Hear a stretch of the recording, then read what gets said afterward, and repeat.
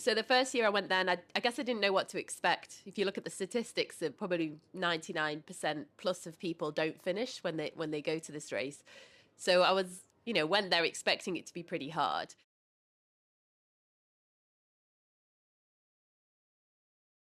So, welcome back to Kendal Mountain Festival's interviews, and I'm really excited to be joined today by Jasmin Paris. So, Jasmin, welcome. Hello, thanks for having me. So, this is your second time at Kendal Mountain Festival, I think. I know I saw you on stage here a few years ago, but there's a lot happened since then that we need to talk about, namely one big race. Do you want to tell us which race that was? I'm assuming you mean the Barkley Marathons this year. Yeah, absolutely. So, the Barkley Marathons, for anyone that's not watching this at home that hasn't heard of the Barkley Marathons, do you want to just tell us a little bit about what it is? It's hard to describe in a short kind of paragraph, but it's a fairly unique sort of race challenge. It consists of 5 loops of roughly 20 miles, although nobody really knows because you don't have any way of recording it when you're out there. You're running through the kind of wild forest in Frozen Head Park in Tennessee, and you have 60 hours to complete the challenge. There's roughly probably the equivalent of climbing Everest twice amount of ascent in the course. And when you going around the route, you're looking for books hidden in the forest, and when you get to a book, you pull out the page that corresponds to the number that you're given at the start of that loop, and that's the way of documenting that you went where you were supposed to go in the course of the race.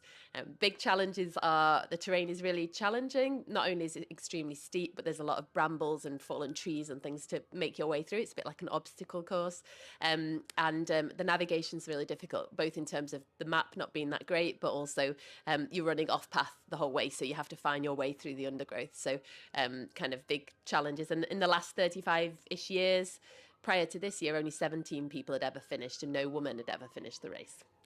And were you that woman, Jazz? I know the answer to this, but I finished this year, so that was the first woman to finish the race.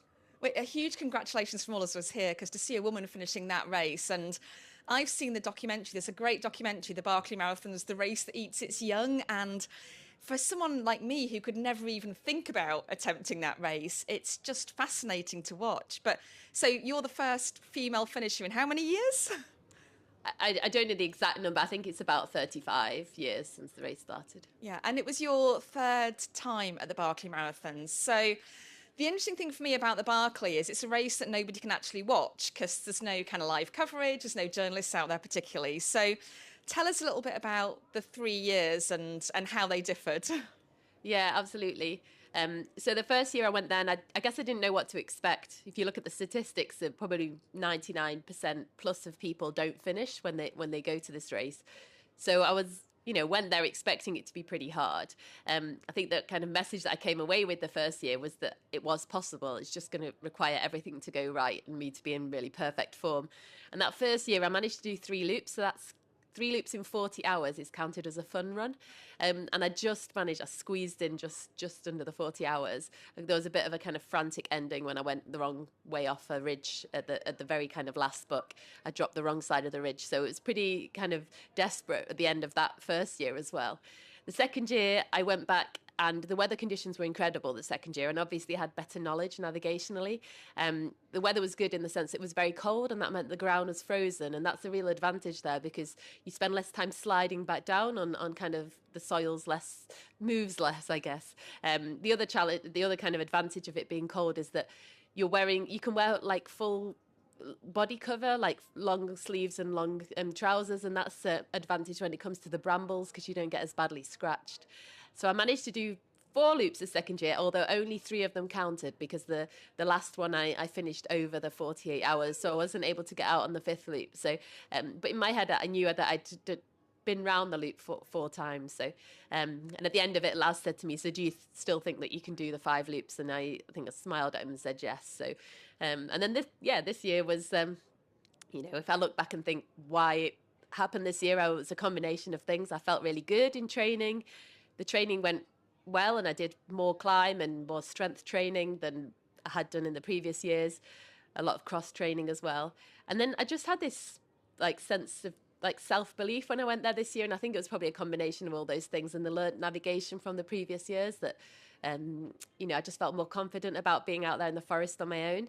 And I really went there with a plan to, to really, I guess, try and go stick with the leaders on the first few loops to give myself enough time to do the last ones. And I just managed to pull it off, although it was a very desperate rush to the gate at the end. I think anybody that kind of followed the story vaguely will know that I kind of, the last kilometre or so, I was really, really sprinting to get to the gate, even though I was completely exhausted. I'd left everything out there. And so the final section running up to the gate, I didn't know if I was going to make it. And so definitely pushed harder at that point than I've ever pushed before. And I finished with just 99 seconds to spare. So it was fairly tense ending.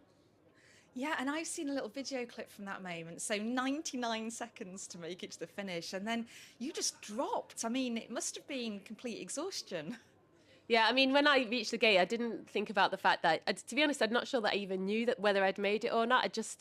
I left everything out there. I just ran as hard as I could for the gate. And when I reached the gate, there wasn't any sense of kind of euphoria at finishing or anything like that.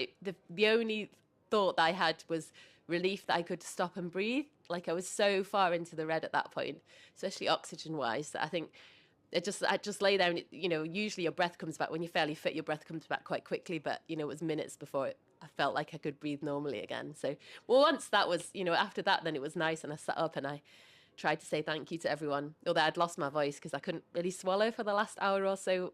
I could only swallow if I had a gulp of water. So I think I allowed myself 2 gulps of water on the whole of the last hour long descent, because that's how tight I was for time. I was trying not to let anything break that, the speed of the descent. So it's just kind of all out on that focus and that goal. And once you'd actually finished, how long until it kind of sunk in that you'd actually done it, and how did that feel?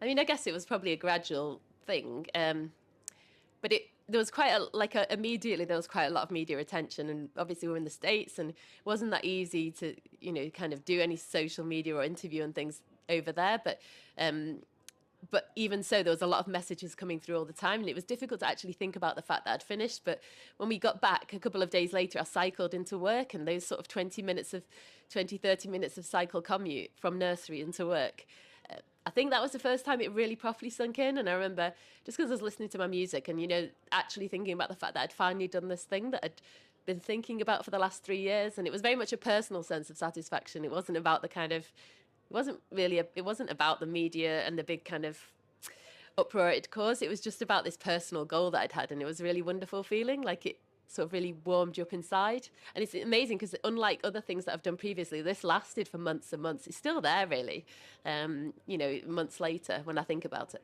I love that, because a lot of the time when you, as athletes, when we achieve a goal, there's that sense of you have that kind of come down afterwards, like, oh, and everything feels a little bit flat, but you've still got that amazing feeling of done something fantastic. And I saw an interview where you said that you'd really done it for the next generation. You want to inspire women and girls everywhere to show that they can do hard things. Is that very much at the forefront of your thinking? Yeah, I mean, I think when I finished it, that was a really wonderful aspect of it, is that I got so many messages saying I'd inspired people, and, I feel like it's a huge privilege to be in that position, and that's, I guess, part of the reason I do the interviews and things, because I think certain responsibility to make the most of this platform and inspire. If I can do that, then it's a wonderful thing that I'm in that position. I think, to be honest, when I did it because I wanted to do it to prove it to myself. And I think that's okay. Lots of women have kind of fed back to me. It's good that you can say that you did it for you and not for, you don't have to be doing it for someone else as a woman. You can be doing it for you. But I think it was a wonderful thing to then be able to inspire everybody. And I'm very happy about that. Yeah, and I think you need that inner fire sometimes to say, well, I want to do this for me, to get you through something that's that difficult. But I love that a couple of days later you said you were collecting your children from nursery and you were back on your bike and back at that kind of normal life, I guess. And it would be great just to kind of talk a little bit about how you managed to fit in training for something so huge alongside having quite a busy life anyway. Yeah, it is hard. The first thing to say is, even I found it hard as well, and I do think that I can't do that all the time. Like, when there's something as big as Barkley, something else has to take give way a little bit. So I work full time. I'm a vet and I do some research as well. I obviously have the kids, and then I do the running. So the way I kind of fit it in is I train every day, sort of in that kind of 5 till 7:30 slot in the morning, and that's kind of my running and strength work window if I'm going to do both. Before Barkley, I was doing kind of probably about an hour and a half of running every morning, about half an hour strength work 3 times a week.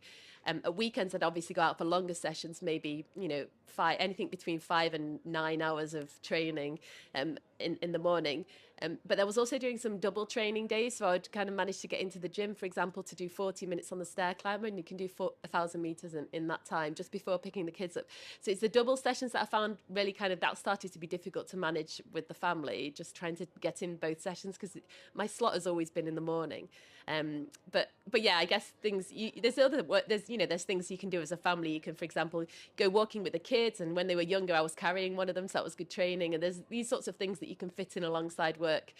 Commuting into work is quicker than driving in, so that, cycling in, that's cross training, and all those little things that you do, that running beside the kids on a bike at the weekend, and you can get an extra training session in while they're out on a bike ride. So there's little things that you can do to try and make it better, but ultimately a lot of it is about kind of it's about efficiency, it's about dedication, it's about the fact that I prioritize that. So we don't have a television at home just because we don't really have much time to watch television. And it's just about, to some extent, it's as well about priorities and what you want to, I think it's something that I'm very passionate about, and especially with Barkley, I really wanted it, so I made it work and made it fit.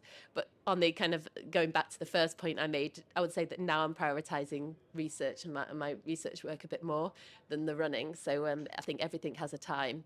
The one thing I would say is that I always want to put the children first. So they're that's part of the reason why I did my training sessions. Some of my really long ones at the weekend started, 1 a.m. or something, so that I could still take the kids swimming on a Saturday morning like I do every week. So didn't do that many times, but I try to still make sure that the weekends are for them mainly. Yeah, I mean, you've got some phenomenal drive and energy to be training at 1 a.m. I just think that's... that was just the one occasion I got up that early. Yeah, my coach would have, I think he wasn't super impressed by me doing that. But I did get an early night the next night. So you're very well deserved, I think. So I guess my last question about Barkley, and I think I know the answer to this one, but will you be going back to do it again? I don't think so. Like, it was a big goal, and I achieved it, and I'm honestly not sure that I would manage to do it again, just from the point of view of a large part of why I made it round, in fact, definitely the biggest thing, was that I never stopped believing it was possible, and I wanted it so much that I just kept going through all those really bad moments. And I think if you went again, you would just, not sure that I could put myself through that again. It's why I say that, I was incredible. I was surprised at how deep I managed to dig on that final set. I've certainly never had to dig that deep before as I did on the run into the gate at the end. And I'm not sure that I'll ever do that again, because I'm not sure that I'll ever be as desperate for something running wise as I was at that moment for Barkley. So I just don't think I would want it as much, knowing that I've already achieved it, I've already proven it. But and there's also lots of other things, and I'm trying not to fly very much, so environmentally, so I would struggle to justify going back to Barkley for that reason as well. So we're interviewing Javindra from the Green Runners, which you're also a part of, so that's a big part of your focus with racing as well at the moment. Yeah, so I purposefully decided to try and use my platform to, represent the Green Runners. So I don't run for any kind of company anymore, any clothing company or shoe brand or anything. And I tried to use the platform to speak out about issues that I think I'm, passionate about, things like Inter Ultra and the Green Runners. So yeah, and you'll kind of chat to Jeeva a bit more about the Green Runners. But I was a co-founder of that a couple of years ago, and it's nice to be able to use, I guess, the stage I have publicly, to be able to speak out about that and raise awareness of ways that we can improve our running footprint, I guess, to make our running practices greener. Yeah, no, which is fantastic. And with someone who's achieving such amazing things as you do, if you can do that in a green and in a sustainable way, then that's fabulous for all of us to learn from, I think. Yeah, great. Great. Well, Jasmin, I've got some quick fire questions for you for 220 Triathlon magazine. So we're doing a piece about how to face the toughest conditions in triathlon, and you are our running expert. So I'm going to give you a few different scenarios, and if you could just give me a quick explanation of how you would deal with those. So the first one is endurance and long races. So for most of our readers, that would be an Ironman, so a marathon, but on very, very tired legs. Yeah. So, how would you cope with that? Yeah. I guess, do you mean like in a specifically bad moment during that time, or just more generally how you would cope? More generally, I think, yeah. And this is the last stage of a triathlon when you're doing the running, yeah. I guess, well, it helps if you're really passionate about whatever goal you have in mind. So, like, I always come back to the thing that if you're doing something that you're really passionate about, that in itself will make these situations easier.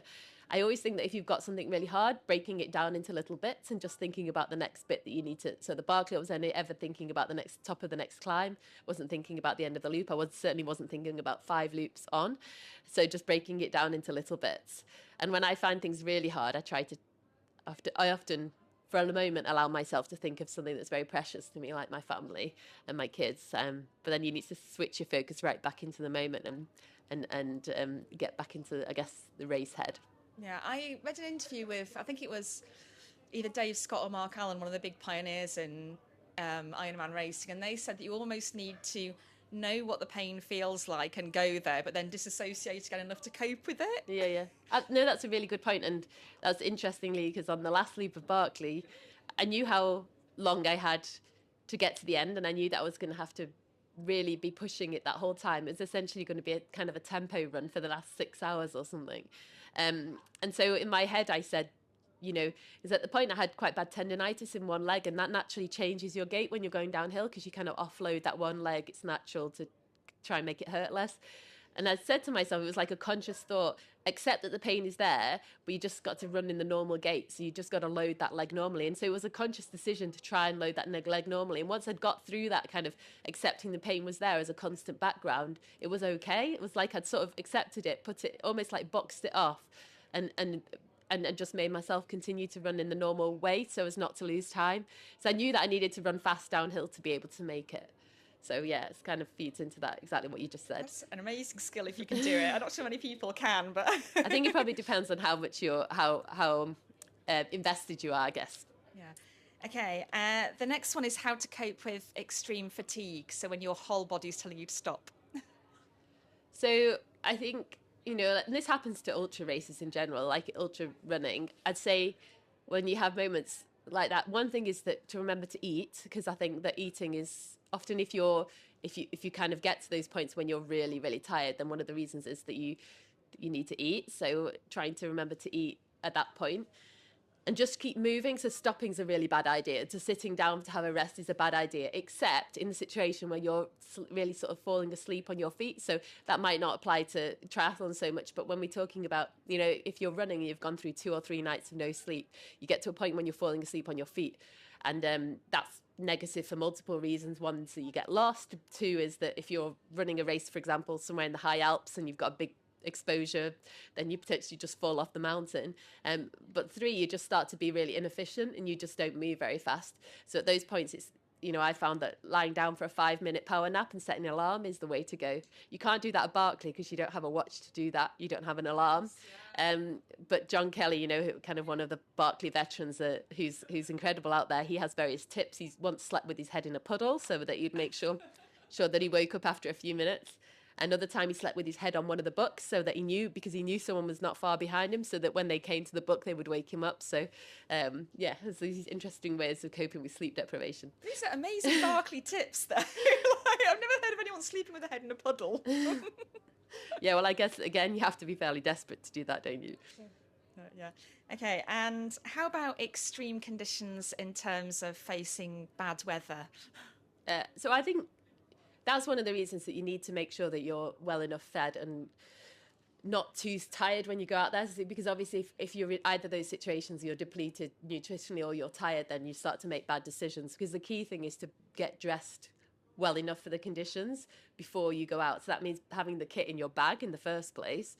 Lots of people one of the things at Barkley is the weather changes quite quickly. So you that's first year I went. On the second loop, a lot of people dropped out because I think they weren't quite prepared for how bad the weather was going to get.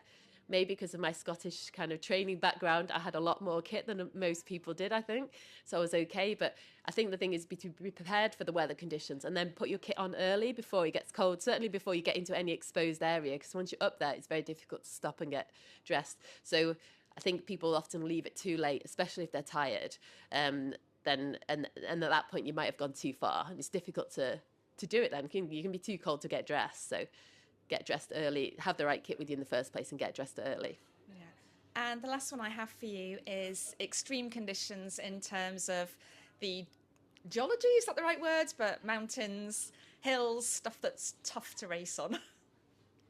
I guess, like I quite like that sort of stuff. And I think that comes back to the fact that as a child, not even as a child, a teenager in my early 20s, we did a lot of that, like hiking wise. So my suggestion would be that before you go and do a race on that, like get comfortable with it, like moving at a slower pace, get comfortable with hiking, get comfortable with, if you're going to be doing something that's quite scrambly, just go out there and do some climbing as well with ropes and things, like with people that know what they're doing.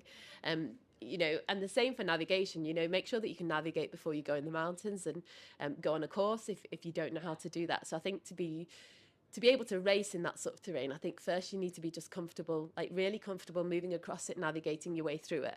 And you should concentrate on that before you go out there and try and race in it. Yeah, picking a race that works to your strengths maybe if you don't have... Yeah, start easy and build up. Great.